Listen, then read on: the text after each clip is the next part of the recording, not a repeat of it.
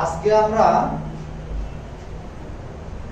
প্যাপিলোম্যাটোসিস বা ওয়ার্ড অথবা আঁচিল নিয়ে আমরা করব।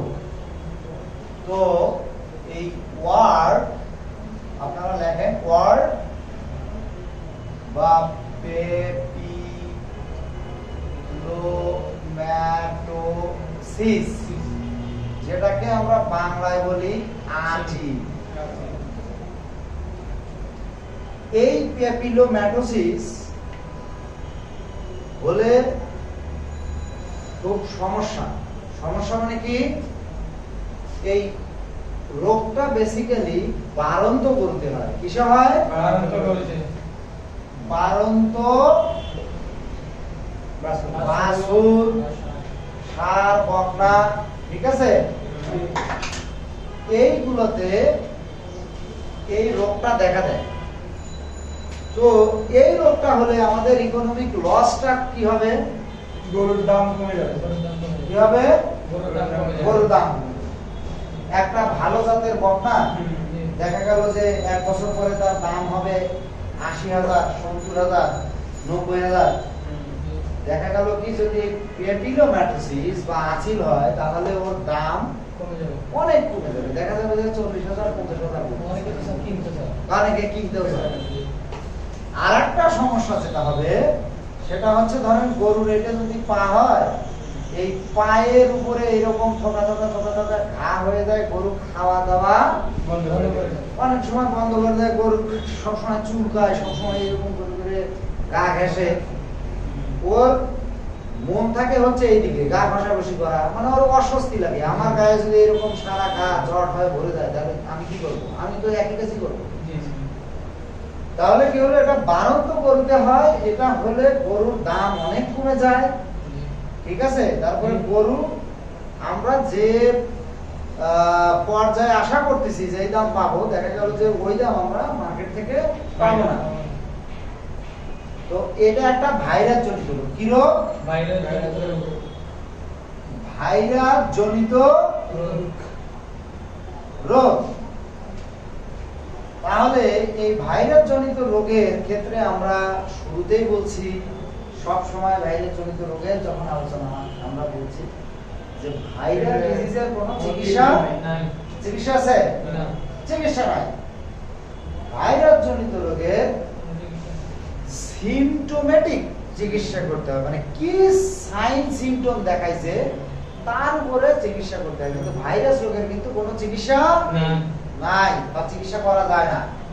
তো প্যাপিলোম্যাটোসিস যেহেতু ভাইরাস জনিত রোগ, এটা প্যাপিলোমা ভাইরাসের কারণে হয়। কি ভাইরাসের কারণে হয়?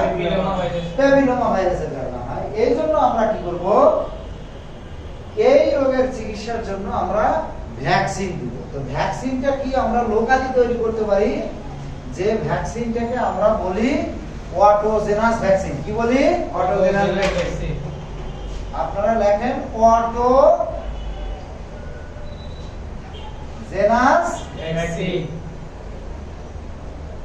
ভ্যাকসিন।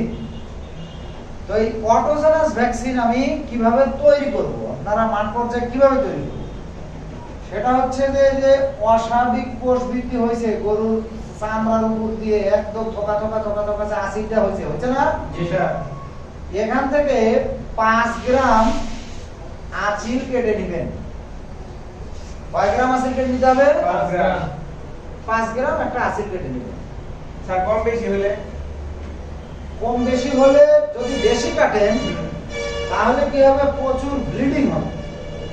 এই জন্য শর্ট মানে কম করে কাটাই ভালো, কারণ প্রচুর রক্তপাত হবে। আর যেহেতু আমার 5 গ্রামের বেশি লাগবে না, আমি বেশি কাটবো কেন, একটা গরুকে কষ্ট দিব কেন? বোঝা গেছে? এই 5 গ্রাম আঁচিলের সাথে আপনাকে কি করতে হবে, 10 মিলি স্যালাইন দিতে হবে। কি স্যালাইন? সেটা হচ্ছে আপনি 5% ডিএনএস স্যালাইন। এটা কিন্তু খাবার স্যালাইন না, খাবার স্যালাইন দিবেন না। এটা হচ্ছে 5% ডিএনএস। এই 5% ডিএনএস স্যালাইন দেওয়ার পরে কি করতে হবে, এই রকম এই যে গ্রামে আমার চাচিরা এই যে দাদিরা যে পান খায়, হ্যাঁ হামাম দিস্তা বলে না, এরকম হামাম দিস্তাতে এই যে পানি আর এই যে আঁচিল এটা সুন্দর করে নিয়ে ভালো করে ছেঁচা লাগবে। আমরা যে কাজটা মাঠ পর্যায়ে করি সেটা হচ্ছে আগে আঁচিল কেটে নিয়ে হামাম দিস্তাতে আগে নিয়ে আগে ভালো করে এরকম করে পিষি, এরকম ঘুরাই করে ভালো করে পিষে যখন একদম মানে মিহি হয়ে যায় তখন ওর সাথে আমরা এই 10% মানে 10 মিলি স্যালাইন যোগ করি। পানি যদি আগে যোগ করি তাহলে কি হবে, যখন আপনি এরকম করে সব ছিটে যাবে, রাইট। তাহলে আমার এইটা সুন্দর করে আগে পিষতে হবে। 5 গ্রাম আঁচিল পেশা যখন শেষ হয়ে যাবে তখন কি করতে হবে, 10 মিলি স্যালাইন 5% ডিএনএস দিতে হবে। ক্লিয়ার হইছে? আচ্ছা, এই 5% ডিএনএস দেওয়ার পরে কি করতে হবে, আপনি ফিল্টার পেপারে কি পেপার, ফিল্টার পেপারে এই সলিউশনটা ছাকা লাগবে। কারণ সেলসিসেন এর ভিতরে পানি দিবেন, আমার দরকার হচ্ছে ওই যে অ্যাসিডের সাথে যে স্যালাইন মিশে যে মিশ্রণটা তৈরি হয়েছে ওর ভিতরে লিকুইড ফর্মটা দরকার। আমার ওর ভিতরে টিস্যু পেপার থাকবে, অনেক সময় মাংসের গলা থাকতে পারে, এগুলো তো দেওয়া যাবে না। তাহলে কি হলো, এই ফিল্টার পেপারে আমি এটা একটা গ্লাসে সুন্দর করে নিয়ে এই যে এরকম গ্লাসে যে বাদামের যে ঠোঙ্গা বানায় ওইরকম ঠোঙ্গা বানায়া চোখা অংশটা গ্লাসের ভিতরে রেখে উপরে এই যে এই সলিউশনটা ছেড়ে দিব, মিক্সারটা ছেড়ে দেব। ছেড়ে দিলে ফোটা ফোটা ফোটা ফোটা ফোটা ফোটা ফোটা ফোটা করে কি করবে, এরকম একটা গ্লাসে এসে জমবে না? আচ্ছা, জমবে। এইখানে আপনাকে 1 মিলি, কোন সময় আমরা 0.5 মিলি ফরমালিন মিশাই। কি মিশাই? ফরমালিন। এটা দিতে হবে, ফরমালিন দিতে হবে 1 মিলি অথবা 0.5 মিলি ফরমালিন আপনি দিতে পারেন। তো মানে দিতে পারেন, দিতে হবে। এর সাথে কি করতে হবে, 5 থেকে 10 মিলি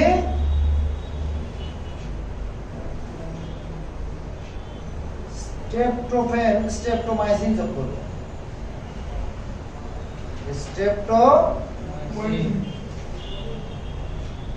স্ট্রেপ্টোমাইসিন যোগ করতে হবে 5 থেকে 10 মিলি। এই সলিউশনে কিন্তু মিশাতে হবে। তো মিশানোর পরে কি হবে, এখান থেকে 10 মিলি স্যালাইন দিয়ে আপনি কিছু সলিউশন পাইছেন না? এখানে কিন্তু 10 মিলি পানি হবে না, এখানে কিন্তু হবে না, কমবে। দেখা যাবে যে 5-7 মিলির মতো পানি হয়েছে। আর বাকিগুলো ওই যে মাংস কেটে যে সেসিসি ওর ভিতরে নষ্ট হবে, ওর ভিতরে লেগে থাকবে, ওগুলো ঝরবে না। টিস্যু ফিল্টার পেপারে লেগে থাকবে, ওগুলো ঝরবে না। তাহলে কি হলো, এখান থেকে 5-7 মিলি পাইলেন, এখান থেকে 1 মিলি অথবা 0.5 মিলি গরুর সাইজ অনুযায়ী, আর 5 থেকে 10 মিলি হচ্ছে স্ট্রেপ্টোমাইসিন অ্যান্টিবায়োটিক যোগ করতে করে আপনার এই 10 মিলি কি করবেন, এই অটোজেনাস ভ্যাকসিন তৈরি করবেন। যদি জটিল হয় আমি আবার বলবো। ক্লিয়ার হয়েছে মেসেজটা? ক্লিয়ার? স্যার আর যদি বাড়াইতে চাই তাহলে কি ডিস্টিল ওয়াটার দেওয়া যাবে স্যার? যদি বাড়াইতে চান তাহলে কি করতে হবে, এখানে আপনি ডিস্টিল ওয়াটার একটু বাড়াইতে পারেন। এইখানে আপনি 1 মিলি দিবেন, এটা কিন্তু 1 মিলির বেশি কখনোই দেওয়া হবে না, যত বড় গরুই হোক। এইখানে আমি 5 থেকে 10 মিলি স্ট্রেপ্টোমাইসিন বলছি, কারণ যেহেতু এটা ভাইরাল ডিজিজ, পেনিসিলিন ড্রাগ বেশি ভালো কাজ করবে। এই জন্য আপনি ছোট বাছুর হলে 5 সিসি, একটু বড় সাইজের গরু হলে 10 সিসি দিবেন। মেসেজ ক্লিয়ার হয়েছে? তখন এই যে সলিউশনটা হয়ে গেল, এই 10 মিলি অটোজেনাস ভ্যাকসিন গরুর চামড়ার নিচে দিতে হবে। কোথায় দিতে হবে? আমরা ভ্যাকসিন কোথায় দেই? চামড়ার নিচে। চামড়ার নিচে। কিন্তু একটা ভ্যাকসিন কিন্তু মাংসে দিতে হয়। যেমন আছে কুকুর বিড়াল যদি গরুকে কামড়ায়, মানুষকে কামড়ায়, তাহলে কিন্তু রেবিস ভ্যাকসিন কিন্তু মাংসে দিতে হয়। আবার ধরেন এই যে আমরা করোনার ভ্যাকসিন দিচ্ছি, এটা কিন্তু মাংসে দিতে হয়। তাহলে কি হলো, এই ভ্যাকসিনটা আমরা কিভাবে দিব? আমরা সলিউশনটা তো দেখলাম, 7 দিন পর পর এই 10 মিলি করে 5 থেকে 10 মিলি করে কি চামড়ার নিচে দিতে হবে 7 দিনে একবার। 7 দিন পর পর 5 থেকে 10 মিলি চামড়ার নিচে। এই ভ্যাকসিনটা আমরা দিব। এইটা দিলে এই আঁচিল রোগটা ধীরে ধীরে শুকায় যাবে আর আঁচিল থাকবে না।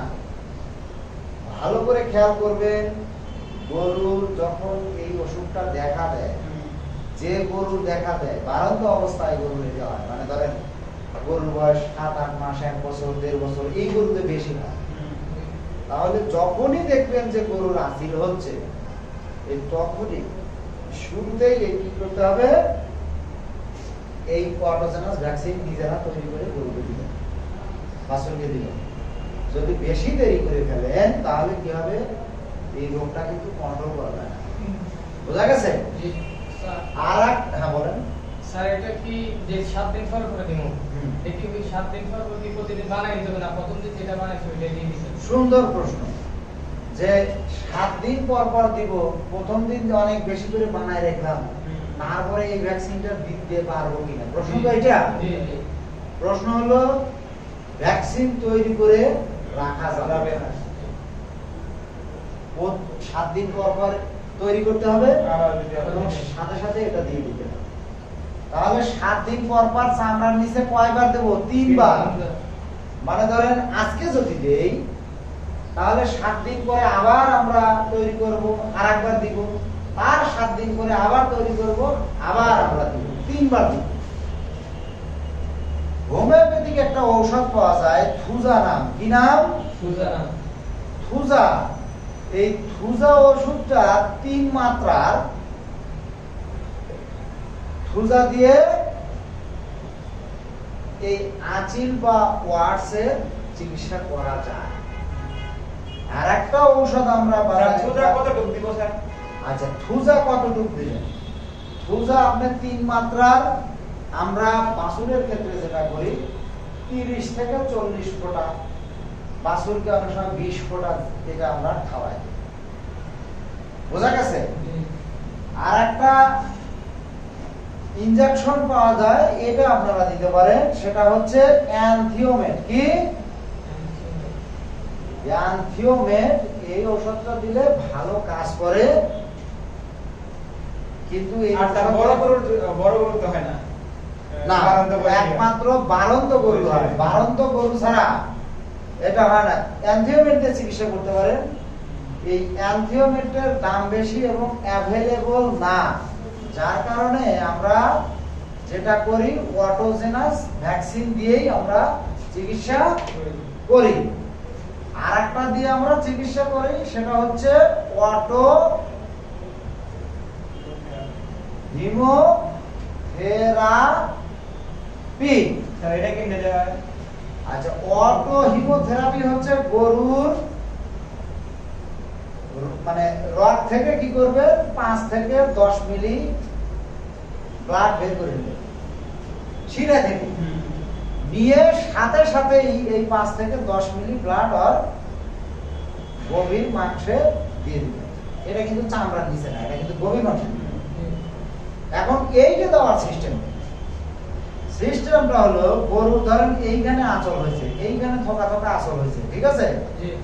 তাহলে আপনি ধরেন যদি 10 মিলি যদি মানে ব্লাড দেন রগ থেকে, তাহলে এইখানে দিবেন 2.5 সিসি, এই পাশে দিবেন 2.5 সিসি, এই পাশে দিবেন 2.5 সিসি, এই পাশে দিবেন 2.5 সিসি। মানে ওই আঁচিলের চারদিক দিয়ে সাইড দিয়ে 2.5 সিসি করে দিয়ে যাবেন, মানে ব্যারিকেড দিন। তাহলে দেখবেন যে এই আঁচিলটা ধীরে ধীরে শুকায় ভালো হয়ে গেছে। তাহলে আমরা অটোজেনাস ভ্যাকসিন কিভাবে তৈরি করে সেটা আমরা জানলাম। অটো হিমোথেরাপি কিভাবে মানে দিতে হবে আঁচিল রোগের ক্ষেত্রে সেটা জানলাম। আমরা আঁচিল রোগ হলে আমাদের কি কি অর্থনৈতিক প্রবলেম হতে পারে সেই জিনিসটা আমরা জানতে পারছি। আপনাদের কোনো প্রশ্ন আছে? আচ্ছা, প্রশ্ন নাই। তা আমরা কি এটা মাঠ পর্যায়ে করতে পারবো? জি স্যার, ইনশাআল্লাহ। ইনশাআল্লাহ এটা আমরা পারবো। থ্যাংক ইউ, ভালো থাকবেন।